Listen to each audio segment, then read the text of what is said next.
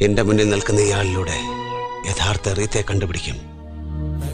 ആ റീത്തയോട് എനിക്കെന്തോ വലിയ ഇഷ്ടമാണ്. പ്ലീസ്.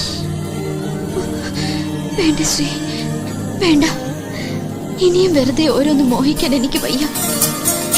എന്നെ മറന്നേക്കൂ ശ്രീ, പ്ലീസ്.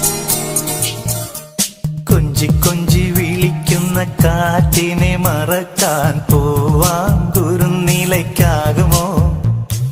തൊട്ടു തൊട്ടു കരയുന്ന കരയെ പിരിയാൻ കടലിന്റെ കരളിനാകുമോ? നിന്നിലെന്നും നിറയും എന്നെ ഇനി മറക്കാൻ നിന്റെ കനവുകൾക്കാകുമോ? എന്തിനാണിന്നു നിന്നോല മനസ്സിൽ അകലാനുള്ളൊരു ഭാവം, എന്നെ പിരിയാനുള്ള വിചാരം?